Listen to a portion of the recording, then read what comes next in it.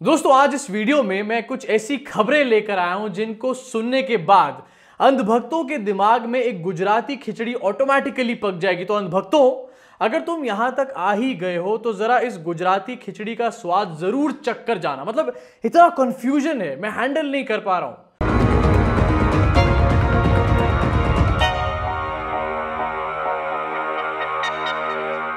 दोस्तों स्वागत है आप सब लोगों का इस चैनल के एक और नए वीडियो में, उस सेगमेंट में जहां पर हम लोग बात करते हैं कि आज सोशल मीडिया पे क्या चीज ट्रेंड कर रही है, जो चीजें ट्रेंड कर रही हैं वो क्यों कर रही हैं, और साथ ही आपको बताता हूं ऐसी बड़ी खबरें और ऐसी बड़ी बातें जो एक्चुअली में ट्रेंड करनी चाहिए, जिसके बारे में एक्चुअली में नेशन वांट्स टू नो होना चाहिए, पूछता है भारत होना चाहिए, सारे सवाल होने चाहिए, लेकिन ऐसा कुछ भी उन खबरों के बारे में नहीं हो रहा है। और आज की जो बड़ी खबरें हैं उनसे ऐसा कंफ्यूजन क्रिएट हो जाएगा ना अंधभक्तों के दिमाग में कि आज अंधभक्त पूरी तरीके से, आधे पागल तो भी हैं ही, वो पूरे पागल हो जाएंगे इसके बाद। लेकिन जैसे कि हम इस वीडियो की शुरुआत करते हैं, सबसे पहले ट्रेंड्स की बात करते हैं।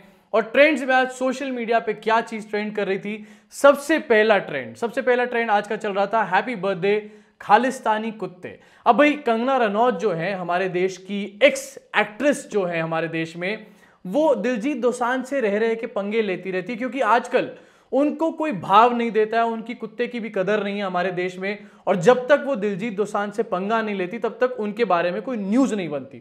तो आज दिलजीत दोसांझ का जन्मदिन है।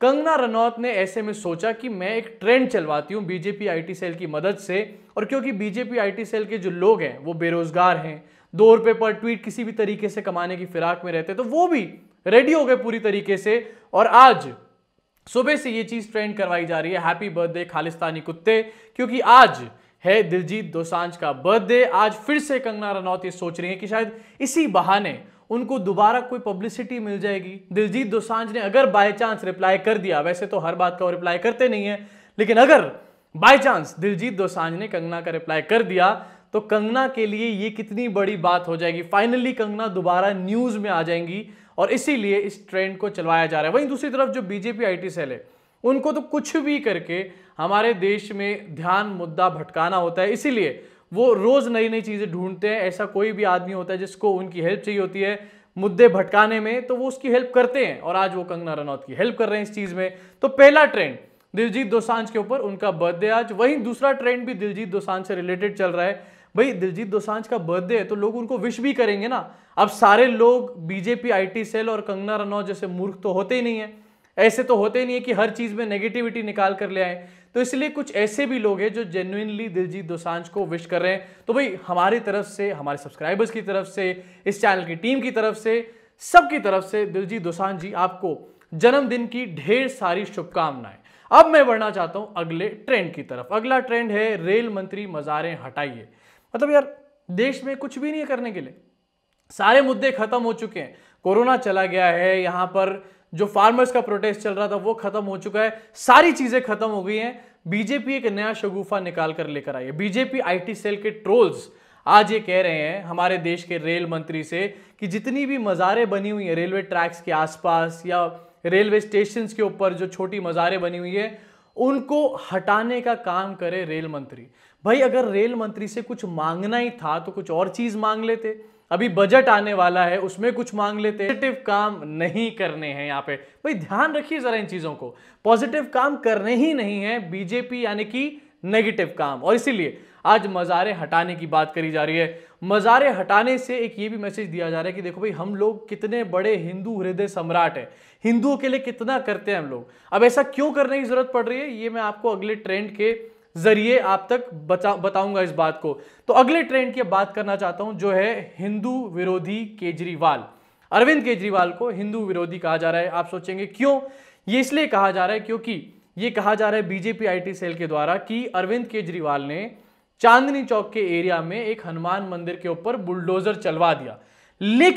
लेकिन सच्ची न्यूज ये है कि नॉर्थ एमसीडी ने एक डिमोलिशन कराया है, वो भी हाई कोर्ट के कहने पर, आदेश पर। चांदनी चौक के अंदर हनुमान मंदिर का एक डिमोलिशन किया गया, लेकिन ये नॉर्थ एमसीडी ने कराया। अब एमसीडी किसके पास है? केजरीवाल के पास है? नहीं, राहुल गांधी के पास है।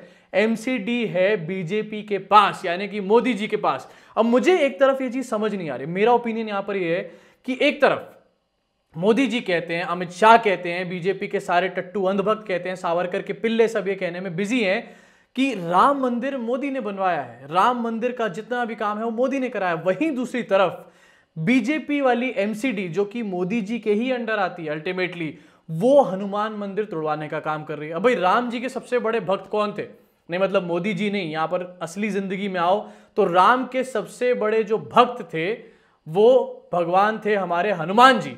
हनुमान जी के मंदिर को, एक तरफ राम मंदिर बनाने की बातें करी जाती है बीजेपी के द्वारा, वहीं राम के जो सबसे बड़े भक्त हैं यानी कि हनुमान जी, उनके मंदिर को डिमोलिश करने का काम किया जाता है, वो भी दिल्ली के अंदर। अगर बीजेपी ये कहती है, पहली चीज तो बीजेपी ऐसा कर रही है तो बीजेपी कोई भी किसी भी तरीके से हिंदू हृदय सम्राट नहीं है। मोदी जी जीरो हिंदू हृदय सम्राट। अगर बीजेपी ये कहती है कि केजरीवाल ने ये काम किया है तो भाई तुम आखिरकार क्या कर रहे हो? क्या तुम यहां पर बैठ के मुशायरा सुन रहे हो? अगर तुम्हारे राज्य में दिल्ली के अंदर जहां मोदी और अमित शाह बैठे हैं उनकी नाक के नीचे अगर केजरीवाल एक मंदिर तोड़वा रहा है तो आखिरकार तुम क्या यहां पर बैठ के गुइयां छील रहे हो, अरबियां छील रहे हो यहां बैठ के?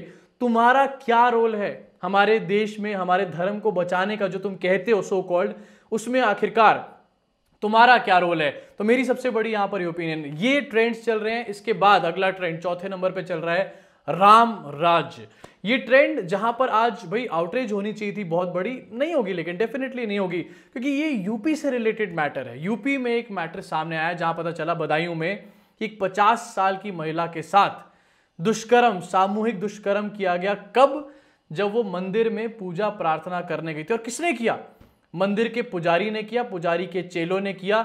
लेकिन इस पे कोई आउटरीच नहीं होगा, इस पे कोई भी हल्ला नहीं मचेगा, हंगामा नहीं मचेगा बीजेपी के द्वारा। इस पे अर्नब गोस्वामी कुछ नहीं बोलेगा, इस पे कोई भी एंकर कुछ नहीं बोलेगा, कोई कुछ नहीं बोलेगा, कोई आउटेज नहीं। और होना भी नहीं चाहिए ना भाई, सिंपल सी बात है। आप जरा याद करो हमारे जो रामायण है उसमें सीता के साथ क्या हुआ था एंड में? तो सीता के साथ जो हुआ था वही राम राज्य में होगा। और राम राज्य में जहां पर महिलाओं के साथ दुष्कर्म होगा तो वहां पर आउटरीच की बात ही नहीं है ना। मतलब कंगना रनौत जो कहती हैं कि वो महिला के लिए आवाज उठाती हैं, वो बहुत हितों की बात करती हैं, हकों की लड़ाई लड़ती हैं, आज वो कहीं नहीं दिखाई दे रही हैं। कपिल मिश्रा आज कहीं नहीं दिखाई दे रहे हैं। उनके अलावा विवेक रंजन अग्निहोत्री, ये सारे ऐसे लोग जो हिंदू हृदय सम्राट, हिंदुत्व के ठेकेदार, महिलाओं के ठेकेदार निकल कर आते हैं सिर्फ जब महाराष्ट्र में या फिर नॉन बीजेपी गवर्निंग स्टेट में कोई हरकत, कोई कांड होता है। लेकिन जब योगी जी के उत्तर प्रदेश में कुछ होता है, बड़ी से बड़ी बात भी होती है, तो ये लोग कहीं दुबक कर कोने में बैठ जाते हैं। कोई भी आउटरीच इनकी तरफ से नहीं होता। और भाई इन लोगों का क्या पता, हो सकता है इस दुर्घटना को भी ये लोग कल ही कह दें कि ऐसा कोई सामूहिक दुष्कर्म हुआ ही नहीं है। याद होगा आपको हाथरस कांड में क्या हुआ था, किस तरीके से सारे के सारे बीजेपी के लोगों ने, अंधभक्तों ने डिनाई कर दिया था कि वहां तो कुछ हुआ ही नहीं है भाई। लेकिन थोड़े दिन बाद सीबीआई की एक पूरी चार्जशीट पुलिंदा निकल कर आया, स्टेटमेंट आया जहां पता चला कि दुष्कर्म हुआ था। उसके बाद बीजेपी सरकार, योगी सरकार फक बिल्कुल पड़ गई। उसी तरीके से हो सकता है यहां पर भी हो। लेकिन पूरी बात यह है कि निर्भया 2.0 हो रहा है बॉस यहां पे, लेकिन फिर भी आउटरीच नहीं हो रही मीडिया की तरफ से। अगर मैं इसको गोदी मीडिया या फिर लैपडॉग मीडिया या फिर मोदी की पालतू कुत्ता मीडिया ना बुलाऊं तो आखिरकार क्या बुलाऊं? और दोस्तों सबसे बड़ी घटिया हरकत जो है इस पूरे इंसिडेंट में, बदायूं वाले में, वो है यूपी पुलिस की तरफ से पूरे 44 घंटे तक पोस्टमार्टम नहीं कराया गया और पूरे 48 घंटे तक इस घटना को दबा के रखने की कोशिश करी गई।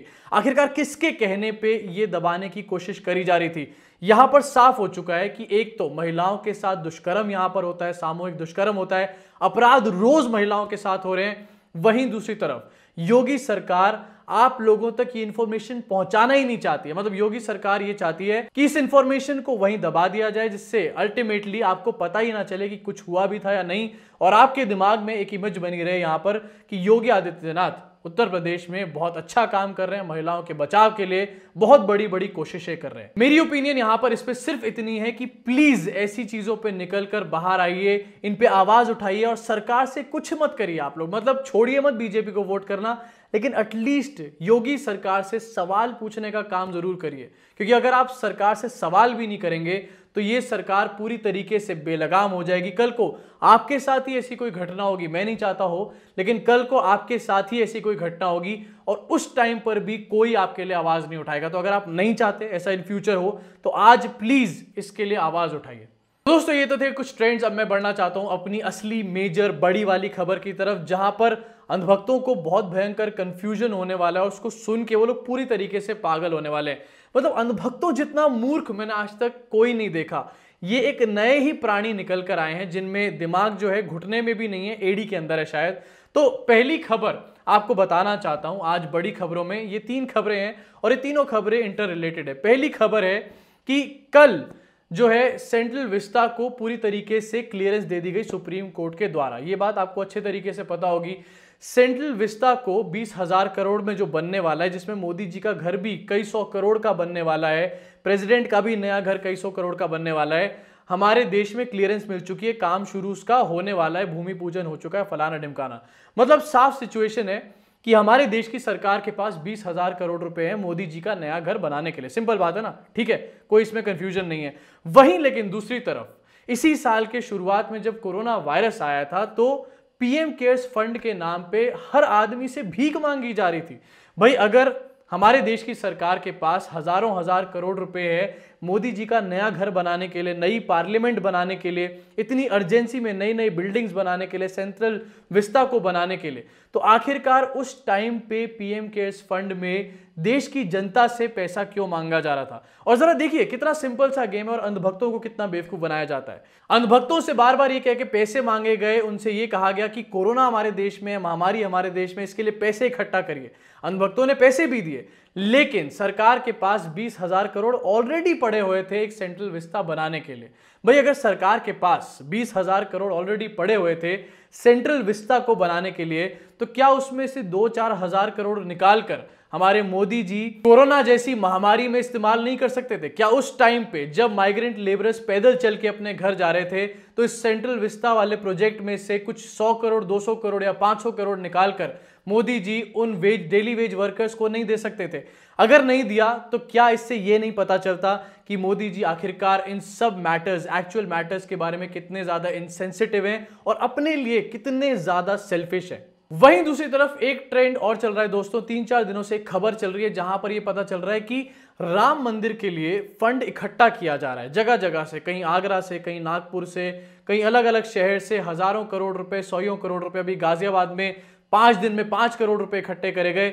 इसी तरीके से अलग अलग क्षेत्र से अलग अलग पैसे इकट्ठे करे जा रहे हैं और ये भी खबरें आ रही हैं कि कांग्रेस भी पैसे इकट्ठे कर रही है राम मंदिर बनाने के लिए। भाई अगर राम मंदिर बनाने के लिए पैसा नहीं है तो क्या मोदी जी जिस पैसे से अपना घर बना रहे हैं उसमें से थोड़ा सा पैसा निकालकर राम मंदिर नहीं बनवा सकते हैं? सिंपल क्वेश्चन है भाई ये। यहां पर मोदी जी कहते हैं वो राम जी के सबसे बड़े भक्त हैं, लेकिन वहीं दूसरी तरफ मोदी जी अपना घर बनवा रहे हैं, राम मंदिर बनाने के लिए पैसे नहीं है। और इस जरा देखिए इस बात को कि राम मंदिर का जो वर्डिक्ट था वो सुप्रीम कोर्ट ने दिया, राम मंदिर का जो फंड है, जो पैसा है, वो जनता दे रही है, तो मोदी जी यहां पर क्या बैठकर अंताक्षरी खेल रहे हैं? और जरा रख दीजिए इन सारी बातों को एक तरफ। अगर सच में हमारे देश की सरकार के पास पैसा है, इतना धन है, कोरोना में भी इस्तेमाल नहीं किया, डेली वेजेस वर्कर को भी नहीं दिया, लेकिन क्या वो पैसा, वो धन राम मंदिर के नाम पर भी हमारे देश की सरकार नहीं निकालना चाहती? क्या हमारे देश के प्रधानमंत्री के लिए राम मंदिर से भी ज्यादा इंपॉर्टेंट है नई संसद और उनका अपना घर?